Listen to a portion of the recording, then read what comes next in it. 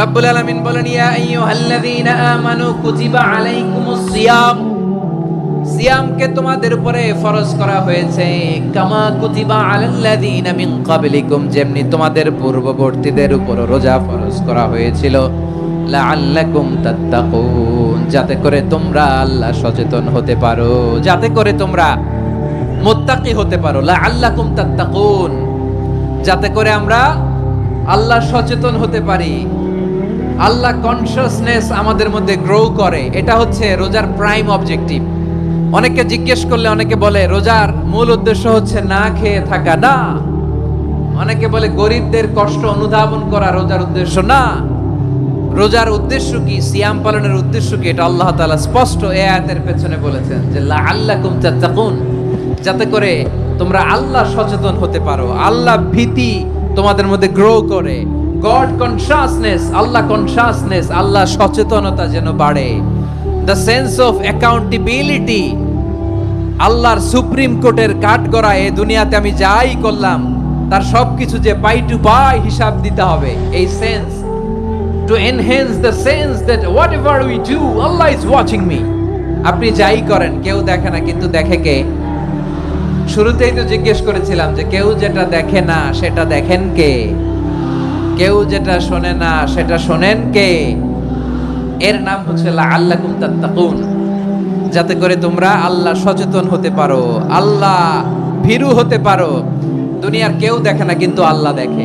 এটাই রোজার মূল শিক্ষা। আমার প্রিয় ভাইরা, আপনি লুকিয়ে লুকিয়ে ঘরের ভেতরে অন্যায় করেছেন, পাপ করেছেন, আপনার বাবা দেখে নাই, মা দেখে নাই, স্ত্রী দেখে নাই, কিন্তু দেখেছে কে? আল্লাহর চোখ ফাঁকি দেয়া যায়? আচ্ছা, বুঝে থাকলে বলেন তো, সিসি ক্যামেরার চোখ ফাঁকি দেয়া যায় কি যায় না? পুলিশের চোখ, র্যাবের চোখ, বিমানবন্দরে কাস্টমস অফিসারের চোখ, কিন্তু আমার আল্লাহর চোখ। এই সেন্সটা নিয়ে আসা নিজের মধ্যে, আমি whatever I do Allah is watching me, যাই করি আল্লাহ দেখে। লাআল্লাকুম তাত্তাকুন।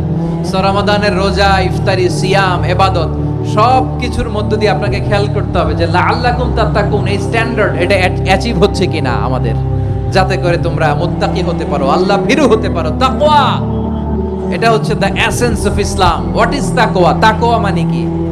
তাকওয়ার সংজ্ঞা অনেকে অনেক ভাবে দিয়েছেন।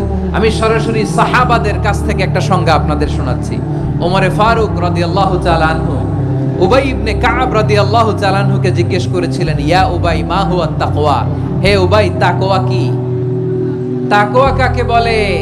উবাই ইবনে কাব তিনি প্রশ্নের উত্তর না দিয়ে উনিও আবার প্রশ্ন ছুড়লেন। তিনি বললেন, ইয়া আমিরাল মুমিনিন, আমা সালাকতা তরিকান যা শাউক, আপনি কি কাঁটাযুক্ত রাস্তা দিয়ে মরুভূমিতে কখনো হেঁটেছেন? যে রাস্তার চারদিকে ক্যাকটাস, গুলমলতার কাঁটা, হেঁটেছেন? ওমরে ফারুক বললেন, নাম, হেঁটেছি। বালা, হেঁটেছি। কাইফা আমিলতা, কিভাবে হেঁটেছেন? ওমরে ফারুক বললেন, শাম্মারতু ওয়াজতাহাদতু, আমি আমার জামা, জুব্বা আর চাদর আঁটো-সাঁটো করে গায়ের সাথে এমন ভাবে মিলিয়ে রেখেছি, এমন সাবধানে হেঁটেছি যাতে করে মরুভূমির ক্যাকটাসের গুলমলতার কাঁটা আমার গায়ে বিঁধে না যায়। উবাই ইবনে কাব বললেন, ফাযালিকা হুয়া তাকওয়া, আরে তাহলে আপনি তো ঠিকই জানেন তাকওয়া মানে কি, এটাই তো তাকওয়া। ওই রাস্তা দিয়ে যেভাবে হেঁটেছেন পুরো দুনিয়ার জিন্দেগিটা এইভাবে সাবধানে চলার নামই হচ্ছে তাকওয়া। চিল্লায় বলো ঠিক কিনা? এই দুনিয়াতে পাপ পঙ্কিলতা থাকবে, শয়তানির হাতছানি থাকবে, অপরাধ প্রবণতা থাকবে, নফসের খায়েশ থাকবে, অন্যায়ের হাতছানি থাকবে। সব কিছুকে দলে মুচড়ে পেছনে ফেলে সাবধান হয়ে এই দুনিয়ার সিরাতুল মুস্তাকিমের পথে চলতে হবে। যেই রাস্তা শুরু হয়েছে দুনিয়াতে, শেষ হয়ে গিয়েছে আল্লাহর জান্নাতের ভেতরে। চিল্লায় বলেন ঠিক কিনা? আমার প্রিয় চাঁপাইনবাবগঞ্জের ভাইয়েরা, এটার নামই তাকওয়া। উবাই ইবনে কাব বললেন, ও আমিরুল মুমিনিন, ওই কাঁটাযুক্ত গুলমলতার রাস্তার মধ্যে ঠিক যেমনি সাবধান হয়ে আপনি হেঁটেছেন, এই দুনিয়ার বুকে ওই সাবধান হয়ে চলার নাম হলো তাকওয়া। সুবহানাল্লাহ। তাকওয়ার শুধু দুইটা নমুনা আপনাদের সামনে পেশ করব, আপনাদের ক্লিয়ার হয়ে যাবে। একটা নমুনা তো দিলাম, আরেকটা নমুনা, সেটাও ওমরে ফারুক রাদিয়াল্লাহু তাআলা আনহুর জীবনী থেকে। উনি ছিলেন ন্যায়পরায়ণ শাসক। রাত্রিবেলা প্রজাদের কি হাল হাকিকত, কি অবস্থা, ঘুরে ঘুরে প্যাট্রোলিং করতেন পুলিশের মতো। সারা রাত তিনি ঘুরেছেন কার কি অবস্থা দেখে। শেষ রাতে তিনি ফিরে আসতেছেন। তিনি থাকতেন, সেই বুখারীতে এসেছে, কানা ইয়াসকুনু ফি আওয়ালিল মদিনা, মদিনার উঁচু এলাকায় থাকতেন। তো ফিরে আসার সময় উনি একটা প্রাচীর বেষ্টিত ঘরের পাশে দুইজন নারীর কথোপকথন শুনতে পেলেন। একজন বৃদ্ধা, একজন যুবতী। উনি কান লাগিয়ে শুনতে পাচ্ছেন। বৃদ্ধা মা, ওমর ফারুক কাউকে দেখতে পাচ্ছেন না, শুনতে পাচ্ছেন। বৃদ্ধা মা তার যুবতী মেয়েকে বলে, এই তাড়াতাড়ি ওটের দুধ দহন করে ওটের দুধের সাথে পানি মিশাও, তাইলে কালকে বাজারে মদিনায় বেশি দামে বিক্রি করা যাবে, লাভ হবে অনেক। বৃদ্ধা মহিলা এটা বললেন। যুবতী মেয়ে উত্তরে বলে, মা আপনি জানেন না আমিরুল মুমিনিন খলিফাতুল মুসলিমিন ওমর ফারুক দুধে পানি মিশানোকে দণ্ডনীয় অপরাধ বলে ঘোষণা দিয়েছে, জানেন না? এবার বৃদ্ধা মহিলা বলে, আরে পাগলি, এই ভোর রাতে আমিরুল মুমিনিন ওমর ফারুক আসবে কোত্থেকে? উনি আসবে কোত্থেকে? ওনার পাইক পেয়াদা সিকিউরিটি আসবে কোত্থেকে? কেউ দেখবে না। আরে কেউ দেখবে না, তাড়াতাড়ি দুধের সাথে পানি মেশাও। এই কথা যখন মা বলেছে, যুবতী মেয়েটা চমৎকার একটা উত্তর দিয়েছে। তিনি বলেছিলেন, ইয়া উম্মি, ও আমার মা, লাউলা রাআ উমর লা রাআ রাব্বু উমর। ও আমার প্রিয়তমা মা, আপনি ঠিকই বলেছেন, গভীর রাতে ওটের দুধে পানি মিশালে ওমর দেখবে না, কিন্তু মা খেয়াল রাখবেন, ওমর যদি নাও দেখে, ওমরের রব কিন্তু দেখে। চিল্লায় বলেন ঠিক কিনা? দিস ইজ কল্ড তাকওয়া। এজন্য রব্বুল আলামিন বলেন, লা তুদরিকুহুল আবসার ওয়া হুয়া ইউদরিকুল আবসার ওয়া হুয়াল লাতীফুল খাবীর। তিনি এমন সত্তা, দুনিয়ার কোন চোখ তাকে দেখে না, কিন্তু দুনিয়ার সবগুলো চোখকে, সব মানুষের অ্যাক্টিভিটিসকে আরশের উপর থেকে সব কিছু মুহূর্তে মুহূর্তে দেখতে পান কে? তাহলে তাকওয়া কারে বলে বুঝতে পারছেন? দুনিয়াতে সাবধানে চলার নাম তাকওয়া। কেউ দেখে না, কিন্তু আল্লাহ দেখে। এই সেন্স, এই জবাবদিহিতার ভয়, দ্য সেন্স অফ অ্যাকাউন্টেবিলিটি, এই সেন্স নিজের মধ্যে গ্রো করার নাম হচ্ছে তাকওয়া। আর এই সিয়াম পালন করার প্রাইম অবজেক্টিভ অফ সিয়াম হচ্ছে লাআল্লাকুম তাত্তাকুন। আওয়াজ করে বলেন, লাআল্লাকুম তাত্তাকুন।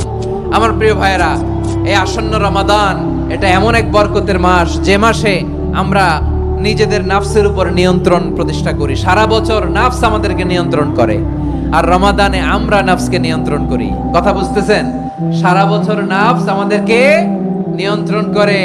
এই যে এখন আমার খেতে মনে চাইলে যে খেজুর রাখ, আমি খেজুর খেতে পারবো, নাটস আছে, বাদাম খাইতে পারি। খাইতে মন চাইলে পানি, আমার রুহুটা চায়, আমার নাফসটা খেতে চায়, আমি খেতে পারি, পান করতে পারি। বিবাহিতরা দিনের বেলায় স্ত্রীর সাথে মেলামেশা করতে চাইলে করতে পারে, কিন্তু রমাদানে দিনের বেলা খেতে মনে চায়, কিন্তু আমরা খাই। আমার প্রবৃত্তি খেতে চায়, কিন্তু প্রবৃত্তির কথা আমরা শুনি। তৃষ্ণায় গলা ফেটে যায়, গলার ছাতি ফেটে যায়, কিন্তু এক ঢোক পানি কি আমরা গিলি? বিবাহিতরা দিনের বেলা স্ত্রীর সাথে কি মেলামেশায় যায়? না। তার মানে সারা বছর নফস আমাদেরকে নিয়ন্ত্রণ করে, আর রমাদানে নফসের উপর আমরা নিয়ন্ত্রণ প্রতিষ্ঠা করি। নফসের লাগাম আমরা রমাদানে টেনে ধরে। চিল্লায় বলেন ঠিক কিনা? এজন্য আমার প্রিয় ভাইয়েরা, নফসের উপর নিয়ন্ত্রণ নিতে চাইলে রমাদানের রোজার কোনো বিকল্প নাই। এটা এমন মাস, যে মাসের ফজিলতেরও কোনো শেষ নাই। এই মাসকে বলা হয় দ্য মান্থ অফ হোপ। এটা আশা জাগানিয়া মাস। রমজানের কথা শুনলে আশা জাগে না হৃদয়ে? ইদা জাআ রমাদান ফুতিহাত আবওয়াবুস সামা ওয়া গুল্লিকাত আবওয়াবু জাহান্নাম ওয়া সুফিদাতিশ শায়াতিন। রমাদান আসলে আকাশের দরজাগুলো খুলে দেওয়া হয়, মানে জান্নাতের। জাহান্নামের দরজাগুলোকে লক করে দেওয়া হয়, শয়তানকে চেইন আপ করা হয়। ইবাদত করলে শুধু করতেই মনে চায়। চিল্লায় বলেন না সুবহানাল্লাহ। রমজানে ইবাদতে যেই মজা পাওয়া যায়, সারা বছর অন্য কোনো মাসে এই মজা আপনি পান? আমার চাঁপাইনবাবগঞ্জের ভাইরা আওয়াজ করে বলেন না, রমজানে ইবাদতে যেই মজা অন্য মাসে এটা পান? কারণ রমজানে ইবাদত করলে সওয়াবও বেশি, ইবাদতের একটা পরিবেশ থাকে, ঠিক কিনা বলেন? অন্য মাসে ইবাদত করলে এর সওয়াব পাওয়া যায় গাণিতিক হারে, রমজানে ইবাদত করলে সওয়াব বাড়তে থাকে জ্যামিতিক হারে। সুবহানাল্লাহ কইবেন না? অন্য মাসে সওয়াব বাড়ে গাণিতিক হারে, রমাদানে ইবাদত করলে সওয়াব বাড়ে কিভাবে? জ্যামিতিক হারে বাড়ে। দেখেন, রমাদানে একটা নফল করলে ফরজের সমান সওয়াব, একটা ফরজ করলে 70 থেকে 700 গুণ সওয়াব, রমজানে উমরা করলে হজের সমান সওয়াব। দ্য মান্থ অফ হোপ, আশা জাগানিয়া মাস। এই মাস আমাদেরকে হোপফুল করে, আশাবাদী করে। রমাদান যেমনি দ্য মান্থ অফ হোপ, আশা জাগানিয়া মাস, এট দ্য সেম টাইম এই রমাদান হচ্ছে মান্থ অফ ওয়ার্নিং, একটা ওয়ার্নিং এর মাস। নবী যেমনি আশা জাগাইছে, আবার ওয়ার্নিং দিয়েও গেছে, খবরদার। ওয়ার্নিংটা কেমন? আল্লাহর হাবিব সাল্লাল্লাহু আলাইহি ওয়াসাল্লাম মসজিদে নববীর ভেতরে, হঠাৎ তিনি মসজিদে নববীর মিম্বারে পা রেখে বললেন আমিন। দ্বিতীয় ধাপে পা রেখে বললেন আমিন, তৃতীয় ধাপে পা রেখে বললেন আমিন। সাহাবারা অবাক হয়ে বললেন, ইয়া রাসূলুল্লাহ, ইয়া হাবিবাল্লাহ, তিনবার শুধু আমিন আমিন পড়লেন, কেন পড়লেন আমরা কিছু জানি না, আমাদেরকে জানিয়ে দেন কেন আপনি তিনবার আমিন বললেন। রাহমাতাল লিল আলামিন আল্লাহর হাবিব বললেন, ও আমার প্রাণের সাহাবীরা, আমি যখন মসজিদে নববীর মিম্বারের প্রথম ধাপে পা রেখেছি, সাইয়েদনা জিবরিল এসে আমাকে বলেছে, ও নবী, আপনার নাম শুনে যে ব্যক্তি আপনার উপর দুরূদ পড়ে না তার ধ্বংস। আপনি বলেন আমিন। আমি বলেছি আমিন। দ্বিতীয় ধাপে পা রাখার পর সাইয়েদনা জিবরিল বললেন, ইয়া রাসূলুল্লাহ, মাতা পিতাকে বার্ধক্য অবস্থায় পেয়ে তাদের সেবা করে, তাদের সাথে সদাচরণ করে যে সন্তান জান্নাত কামাতে পারলো না, তার জন্য ধ্বংস। আপনি বলেন আমিন। আমি বলেছি আমিন। আবার মিম্বারের তৃতীয় ধাপে ঠিক যখনই আমি পা রাখলাম, সাইয়েদনা জিবরাইল বললেন, নবী, রমজান মাস পাওয়ার পরে এই মাসে ইবাদত করে যে ব্যক্তি নিজের গুনাহ মাফ করাতে পারলো না, তার জন্য ধ্বংস। আপনি আওয়াজ করে পড়েন আমিন। কত বড় ধমক, কত বড় ওয়ার্নিং দেখছেন! যে রমাদান পেয়েছে কিন্তু রমাদানের ইবাদত করার মধ্য দিয়ে সে নিজেকে জাহান্নাম থেকে মুক্ত বানাতে পারলো না, তার উপর আল্লাহ লানত, তার জন্য ধ্বংস।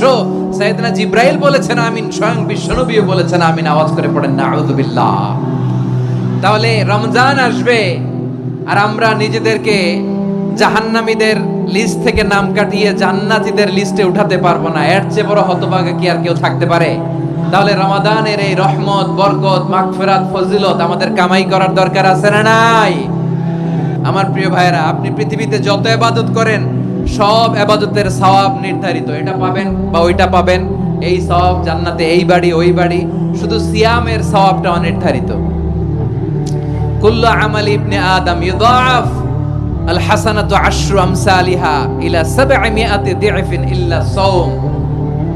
সব নেক আমলের সওয়াব বাড়তে বাড়তে 700 গুণ, কিন্তু রোজা ছাড়া। রোজার সওয়াব কি হবে? বান্দা খালি রোজা রাখে, ফেরেশতারা কিছু লিখতে পারে না আমলনামায়, কারণ আল্লাহ বলে এটা কিছু লিখিস না, কারণ as-সাওমু লি, এই রোজা রাখছে আমার জন্য, ওয়া আনা আজজি বিহি, এই রোজার সওয়াব, প্রতিদান, অ্যাওয়ার্ড এটা কিয়ামতের দিন আমি আল্লাহ নিজ হাতে দেব, নিজ হাতে দেব। আরেক বর্ণনায় এসেছে ওয়া আনা উজজা বিহি, আমি আল্লাহ নিজেই হয়ে যাব রোজার প্রতিদান। সুবহানাল্লাহ পড়েন। আবার আল্লাহর হাবিব বলেন, ইন্না ফিল জান্নাতি সামানিয়াতু আবওয়াব, জান্নাতের দরজা মোট 8টা।